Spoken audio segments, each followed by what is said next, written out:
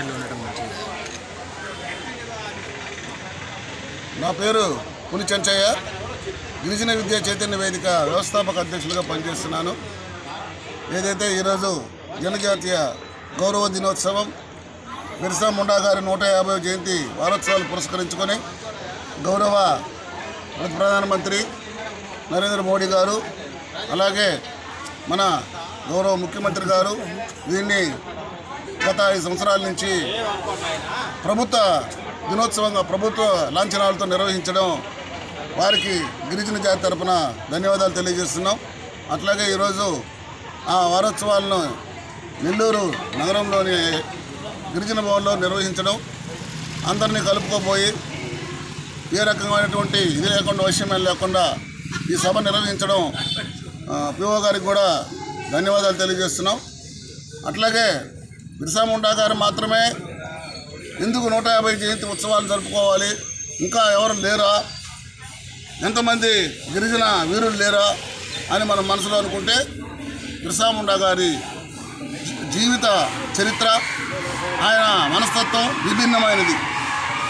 25 సంవత్సరాలకే తన ప్రాణాలను కోల్పోయినటువంటి మొట్టమొదటి భారతీయ వీరుడు బిర్సా ముండా.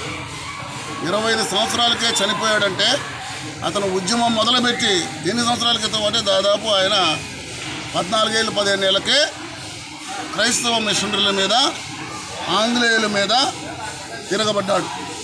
గిరిజన సంస్కృతి పరిరక్షణ కోసం తన జీవితం అంతా దారిపోశాడు. ఏదైతే తను నమ్ముకున్న పెరిగినటువంటి సంస్కృతిని కాలరాస్తున్న వ్యవస్థల మీద తిరగబడ్డాడు. అదే ఆయన చెప్పినటువంటి స్వాభిమానం. ఈ దొరలందరూ ఒకటే టోపీ, ఈ ఆంగ్లేయులు కానీ క్రైస్తవ మిషన్లు కానీ ఇద్దరు ఒకటే అని చెప్పాడు. అలాగే స్వాభిమానం పేరుతో ఉల్గులాన్ అనేటువంటి ఉద్యమాన్ని మొదలుపెట్టాడు. సహించలేక ఆంగ్లేయులు 1900లో ఆయన్ని అరెస్ట్ చేస్తే ఇంకా ఎక్కువ కాలం బిర్సా ముండా గారు జైల్లో ఉంటే భారతదేశం మొత్తం కూడా తిరుగుబాటు విపరీతంగా పెరిగిపోతుందని చెప్పని తప్పని పరిస్థితుల్లో ఆయన చంపేస్తే కానీ ఉద్యమం ఆగదని చెప్పని విషప్రయోగం ఇచ్చి చంపినట్టుగా మనందరికీ చరిత్ర చెప్తా ఉంది.